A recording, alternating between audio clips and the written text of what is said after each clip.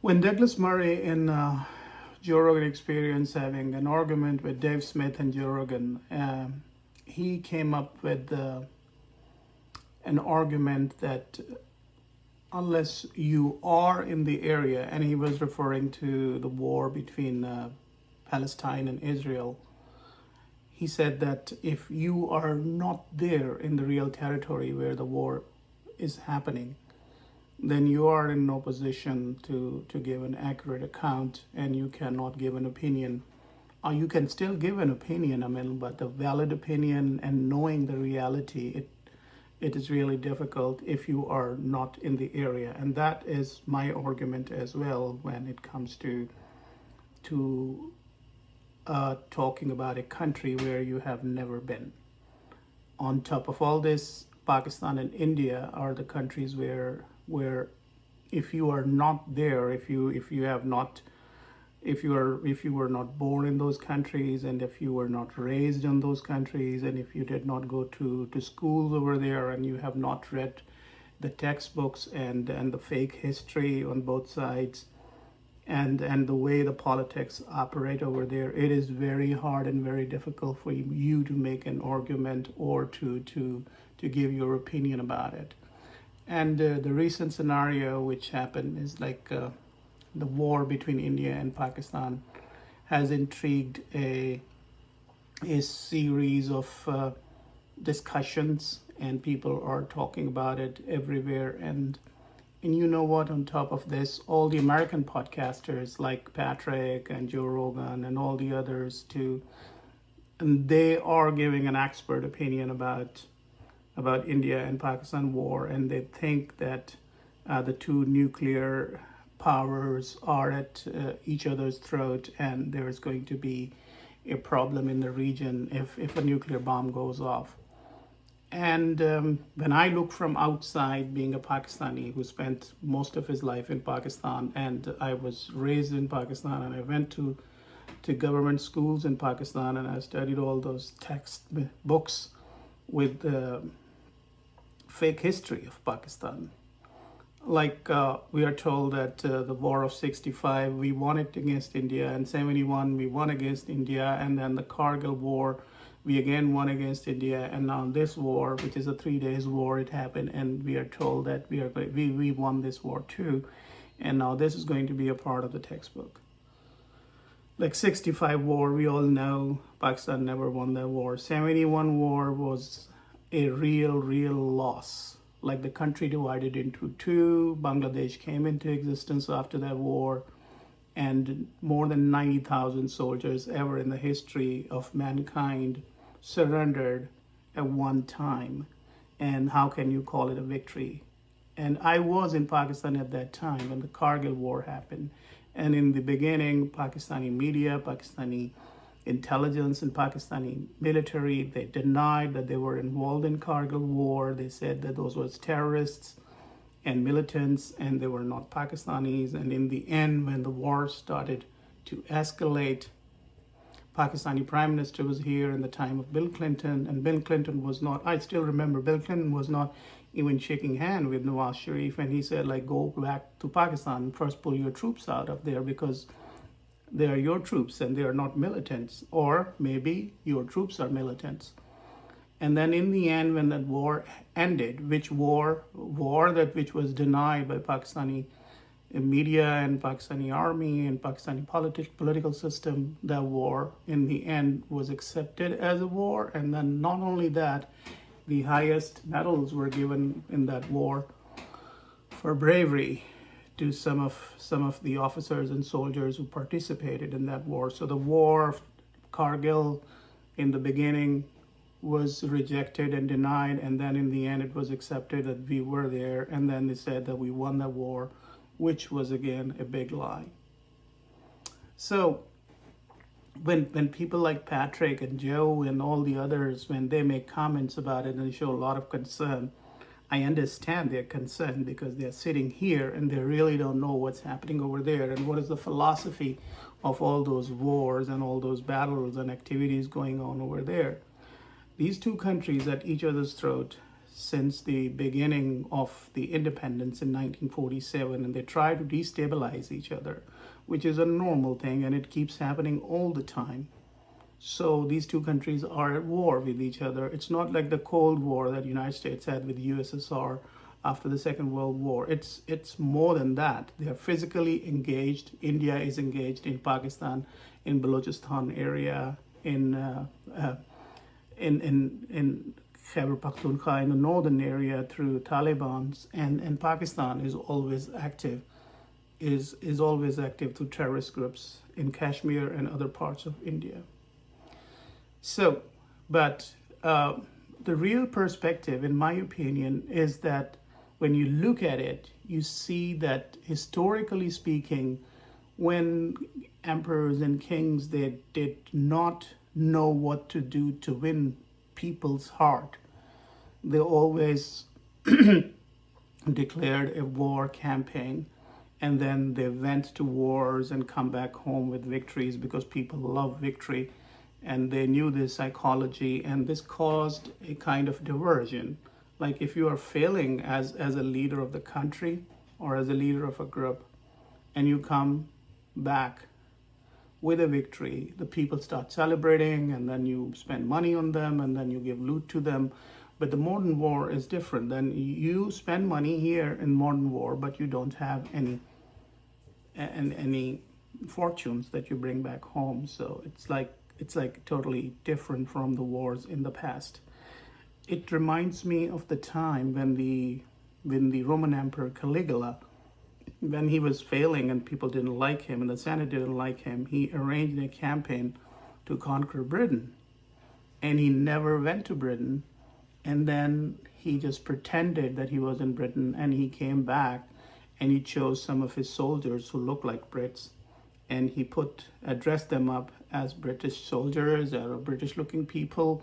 And then they walked through the streets of Rome as prisoners of war, and then all the celebrations, and people thought that Caligula won the war, and then for a certain period of time he was again acceptable and celebrated person in Rome. But the truth of the matter is that war never happened. I'm not saying that the war between India and Pakistan, just recent one, the 3-day war, it didn't happen. It did happen, but it is more or less like the war that Caligula had.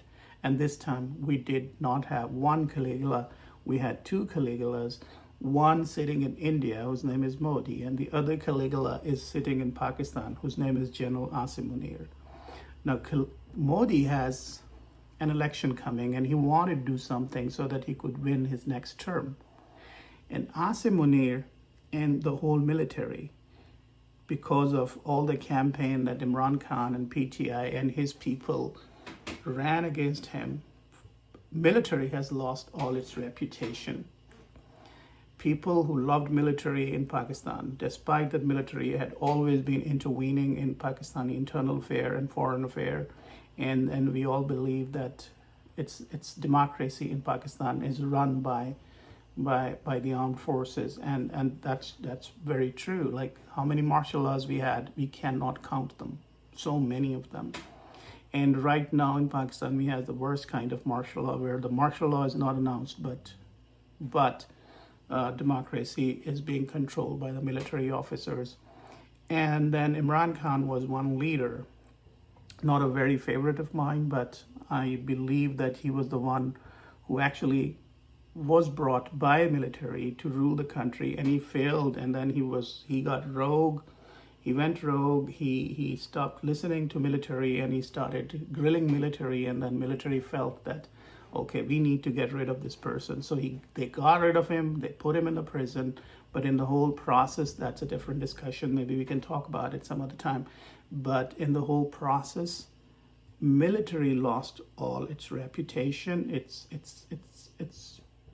competence, its ability to inspire and enthuse people, because Pakistani people, they love war. They love to fight, though they lose every time when they fight against India.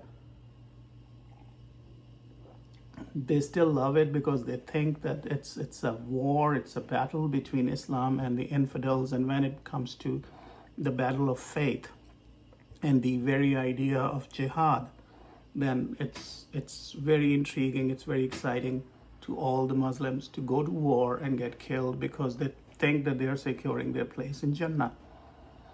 So these two Caligulas, the Caligula of Pakistan and the Caligula of India, they staged a war.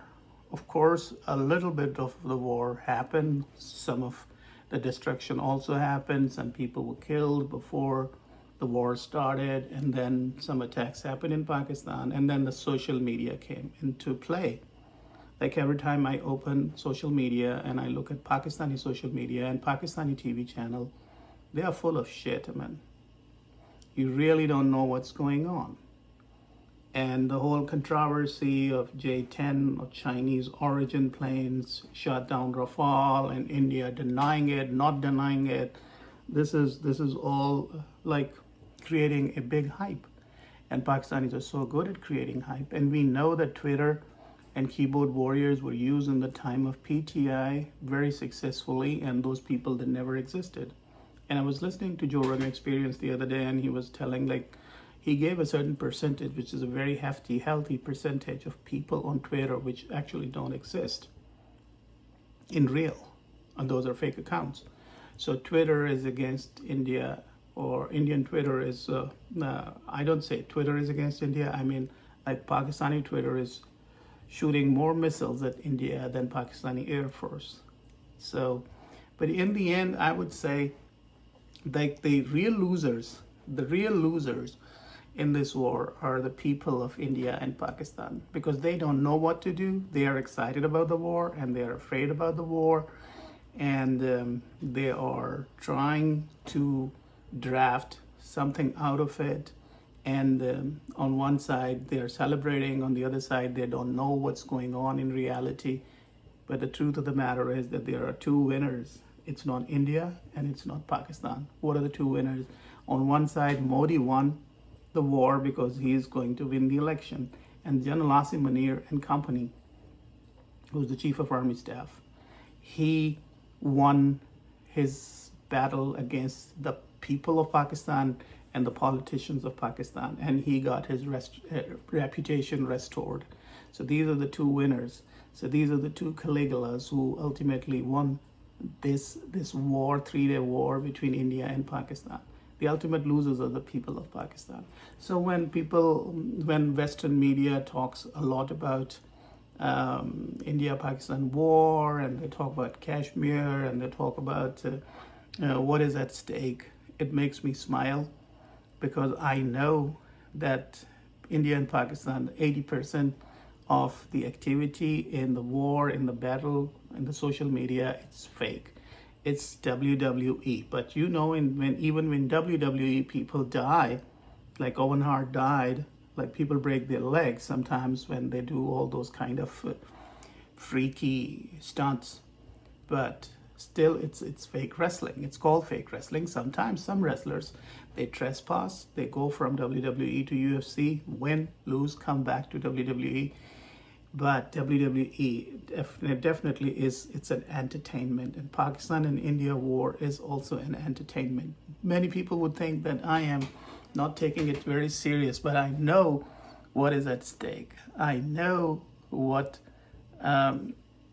is the reality and the core philosophy behind this war, and who are the stakeholders and the winners in this war. So Douglas Murray somehow left this very idea, which rings with me, that if you don't know and you are not an expert about that thing, you should not be talking about it. But I'm not saying don't talk about it, but try to understand the philosophy, history, textbooks, and the ultimate objectives, and who is the beneficiary of this war. If you can answer these questions, you'll definitely know what's going on. With this, I say thank you very much. All the best.